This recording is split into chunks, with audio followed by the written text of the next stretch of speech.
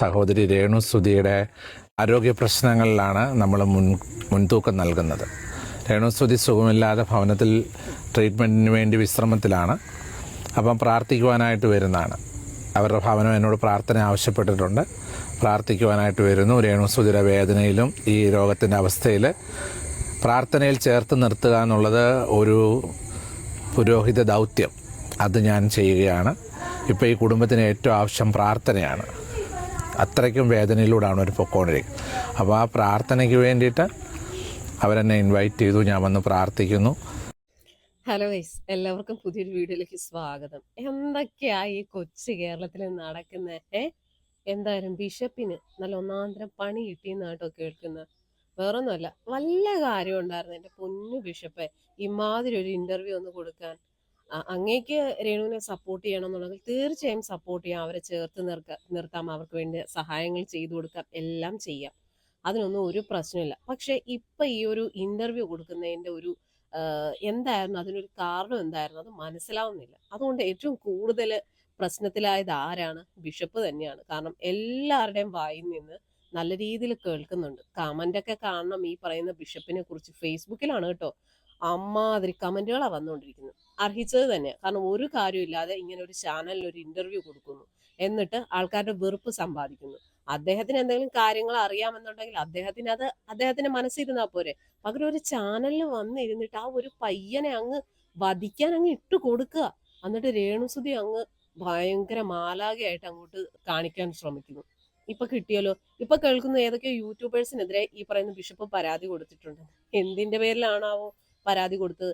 നമ്മൾ ആരും ഈ പറയുന്ന ബിഷപ്പിന്റെ ഒരു രീതിയിലുള്ള എന്താ പറയാ, അദ്ദേഹത്തിന്റെ ഭാഗത്ത് നിന്ന് ഇങ്ങനെ ഒരു ഇന്റർവ്യൂവും അദ്ദേഹം പറഞ്ഞ ചില കാര്യങ്ങളെയാണ് നമ്മളെ പോലുള്ള റിയാക്ഷൻ വീഡിയോ ചെയ്യുന്ന ആൾക്കാർ എടുത്തു വെച്ച് റിയാക്ട് ചെയ്തതും നമ്മുടേതായിട്ടുള്ള അഭിപ്രായങ്ങൾ പറഞ്ഞതും. അതിന് ഇനിയിപ്പോ എന്ത് പരാതി കൊടുക്കാനാ? ഇനിയിപ്പോ അങ്ങനെ പരാതി കൊടുക്കാനാണെങ്കിൽ കൊടുക്കുക. വരുന്നെടുത്ത് വെച്ച് കാണും, അത്രയേ ഉള്ളൂ. എന്തായാലും വെറുതെ ഒന്നും ആരും ബിഷപ്പിനെ ഒന്നും പറഞ്ഞിട്ടില്ല. ബിഷപ്പായിട്ട് അതിനുള്ള വഴി ഒരുക്കിയത് കൊണ്ടാണ് ഇപ്പൊ ഇതുപോലുള്ള പ്രശ്നങ്ങൾ ഉണ്ടായത്. ഇപ്പൊ കേൾക്കുന്നു ഒരുപാട് യൂട്യൂബേഴ്സിന് ഈ പറയുന്ന ബിഷപ്പ് കുറച്ച് നാളുകൾക്ക് മുന്നേ രേണുവിനെ കുറിച്ച് കുറച്ച് കാര്യങ്ങളൊക്കെ പറഞ്ഞല്ലോ. അപ്പോൾ പല യൂട്യൂബേഴ്സിനെയും ഇദ്ദേഹം വിളിക്കുമായിരുന്നു, കോണ്ടാക്ട് ചെയ്യുമായിരുന്നു. പല പല കാര്യങ്ങളും രേണുസുധിയുടെ വീട്ടിൽ നടക്കുന്ന പല കാര്യങ്ങളും ഇദ്ദേഹം വിളിച്ച് പറഞ്ഞ് പല യൂട്യൂബേഴ്സിനെയും കൊണ്ട് വീഡിയോ ചെയ്യിപ്പിച്ചിട്ടുണ്ട്. എന്തായാലും നമുക്കൊന്നും അങ്ങനെ കോണ്ടാക്ട് ചെയ്തിട്ടുമില്ല, ഒന്നും പറഞ്ഞിട്ടില്ല. നമ്മളെ വീഡിയോയ്ക്ക് വന്ന് കമന്റ് ഇടുമായിരുന്നു ഇദ്ദേഹം. രേണുവിനെ വിമർശിച്ച് ഏത് വീഡിയോ ഇട്ടാലും ഇദ്ദേഹത്തിന്റെ കമന്റ് ഉണ്ടായിരുന്നു കേട്ടോ. അപ്പോഴും ഞാൻ ഓർത്തു, ഒരു പുരോഹിതന് നമ്മുടെ ഈ വീഡിയോ ഒക്കെ കാണലാണോ പരിപാടി? ഇദ്ദേഹത്തിന് വേറെ ജോലി ഇല്ല എന്നൊക്കെ ചിന്തിച്ചിട്ടുണ്ട് കേട്ടോ. കാരണം നമ്മൾ ഏത് വീഡിയോ രേണുവിനെ കുറിച്ച് ഇട്ടാലും അതിനൊക്കെ ഇദ്ദേഹം വന്ന് കമന്റ് ഇടുമായിരുന്നു. ഇപ്പൊ ദേ കേൾക്കുന്നു പല യൂട്യൂബേഴ്സിനെയും ഇദ്ദേഹം വിളിച്ചിട്ടുണ്ട്, അവർക്ക് പല പല ഡീറ്റെയിൽസ് ഇട്ട് കൊടുത്തിട്ടുണ്ട്, പല വീഡിയോയും രേണുവിനെ കുറിച്ച് ചെയ്യാനൊക്കെ പറഞ്ഞിട്ടുണ്ടെന്ന്. അപ്പൊ അവരൊക്കെ പറയുന്നു, ഇപ്പൊ പല യൂട്യൂബേഴ്സും പറയുന്നു, യൂട്യൂബേഴ്സിനെതിരായിട്ട് പരാതി കൊടുത്തു കഴിഞ്ഞാൽ കാണിക്കാൻ ഞങ്ങളുടെ കയ്യിൽ തെളിവുണ്ടെന്നാ പറയുന്നത്. എന്തായാലും നമ്മളുമായിട്ടൊന്നും ഒരു കോണ്ടാക്റ്റോ കാര്യങ്ങളോ ഇല്ല. നമ്മുടെ വീഡിയോയ്ക്ക് വന്ന് കമന്റ് ഇട്ടിട്ടുണ്ട്, ഇല്ല എന്ന് പറയുന്നില്ല. ഇപ്പൊ വാദി പ്രതിയായ പോലെ ഈ പറയുന്ന ബിഷപ്പ് തന്നെയാണ് വന്നിട്ട്, അദ്ദേഹം ഇന്റർവ്യൂ കൊടുത്തോട്ടെ, അതിൽ പരാതി ഒന്നുമില്ലായിരുന്നു. പക്ഷെ അതിൽ ഈ പറയുന്ന കിച്ചുവിനെ വന്നിട്ട് ഇതുപോലെ രീതിയിൽ അധിക്ഷേപിക്കുന്ന രീതിയിൽ ഒരുപാട് കാര്യങ്ങൾ അദ്ദേഹം പറഞ്ഞു. അതിനെതിരെയാണ് ഒരുപാട് ആൾക്കാർ റിയാക്ട് ചെയ്തത്.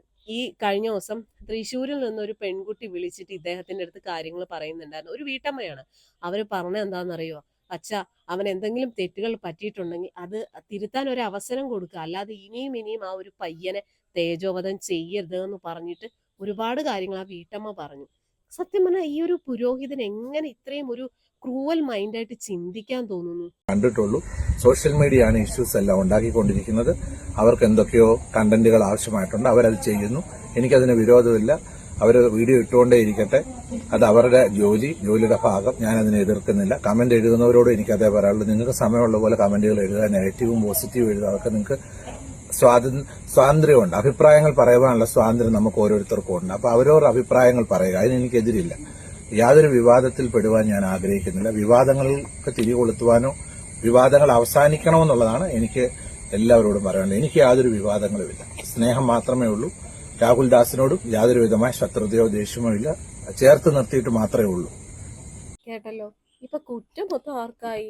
സോഷ്യൽ മീഡിയക്കും റിയാക്ഷൻ വീഡിയോ ചെയ്യുന്നവർക്കുമായി കുറ്റം. കാരണം എല്ലാവരും കണ്ടന്റ് ആണ് എല്ലാവർക്കും മുഖ്യം. അതെ, കണ്ടന്റ് ആണ് മുഖ്യം. അതുകൊണ്ടാണല്ലോ മെയിൻ സ്ട്രീം വൺ എന്ന് പറയുന്ന ചാനൽ അച്ഛന്റെ ഇന്റർവ്യൂ എടുത്തത്. അവർക്കും കണ്ടന്റ് ആയിരുന്നു മുഖ്യം. അവര് സത്യം പറഞ്ഞു കഴിഞ്ഞാൽ അവരുടെ റീച്ചിന് വേണ്ടിയിട്ട് ഈ അച്ഛന്റെ ഒരു ഇന്റർവ്യൂ എടുത്തു. അത് നന്നായിട്ട് കിട്ടിയില്ലേ? ഇപ്പൊ അച്ഛൻ നന്നായിട്ട് കേൾക്കുന്നില്ലേ? എന്ത് തെറിയ ആൾക്കാർ ഫേസ്ബുക്കിൽ വന്ന് ഈ പറയുന്ന ബിഷപ്പിനെ വിളിച്ചുകൊണ്ടിരിക്കുന്നത്. എന്താ ഇതിന്റെ വല്ല കാര്യം ഉണ്ടായിരുന്നു? ഒരു പുരോഹിതൻ, അദ്ദേഹത്തിന് ചെയ്യാവുന്ന എന്തൊക്കെ കാര്യങ്ങളുണ്ട് അല്ലെ? ഇപ്പം രേണുവിന് വേണ്ടി പ്രാർത്ഥിക്കാം, അങ്ങനെയുള്ള കാര്യങ്ങളൊക്കെ അദ്ദേഹത്തിന് ചെയ്യാം. അതിനു പകരം അദ്ദേഹം ഒരു ഇന്റർവ്യൂ കൊടുക്കുന്നു. അതിൽ ആ ഒരു കിച്ചു എന്ന് പറയുന്ന ആ ഒരു പയ്യനെ കുറിച്ചിട്ട് ഇതിനു മുന്നേ, കുറച്ച് നാളുകൾക്ക് മുന്നേ ആ ചെറുക്കന് എന്തൊക്കെയോ തെറ്റ് പറ്റിയിട്ടുണ്ട്, അതവൻ സമ്മതിച്ച കാര്യങ്ങളുമാണ്. ആ ഒരു കാര്യം പറഞ്ഞ് എന്തോ വലിയ സംഭവം ഉണ്ട് എന്നുള്ള രീതിയിൽ ഈ ബിഷപ്പ് ഉൾപ്പെടെ വന്ന് പറയാ. രാഹുൽ ദാസിനെ കുറിച്ച് ഞങ്ങൾക്കറിയാം, ഞങ്ങളത് പറഞ്ഞു കഴിഞ്ഞാൽ പിന്നെ ഭയങ്കര ബുദ്ധിമുട്ടാകും. ഒരു പുരോഹിതനാണോ ഈ ഒരു രീതിയിൽ വന്നിട്ട് ഇത്ര ഒരു വൈരാഗ്യ ബുദ്ധിയോടുകൂടി സംസാരിക്കുന്നത്? സത്യം പറഞ്ഞാൽ ഇതുപോലുള്ള പുരോഹിതന്മാര് ശരിക്കും നല്ല പുരോഹിതന്മാർക്ക് തന്നെ അപമാനമാണെന്ന് വേണം പറയാനായിട്ട്. എന്തൊക്കെ കാര്യങ്ങൾ വേറെ ചെയ്യാനുണ്ട്, അതെല്ലാം ചെയ്യാതെ ചാനലുകളായ ചാനലുകൾക്ക് മൊത്തം ഇന്റർവ്യൂ കൊടുത്തുകൊണ്ടിരിക്കുക. അല്ലാതെ എന്താ പറയണ്ടേ? എന്നിട്ട് ഇപ്പൊ കുറ്റം മൊത്തം റിയാക്ഷൻ വീഡിയോ ചെയ്യുന്നവർക്ക്. നിങ്ങൾക്ക് എന്ത് തോന്നുന്നു? ഈ ബിഷപ്പ് ചെയ്ത ഈ ഒരു പ്രവൃത്തി ശരിയാണെന്ന് നിങ്ങൾക്ക് തോന്നുന്നുണ്ടോ? അഭിപ്രായം എന്തായാലും എല്ലാവരും ഒന്ന് കമന്റ് ചെയ്യണം.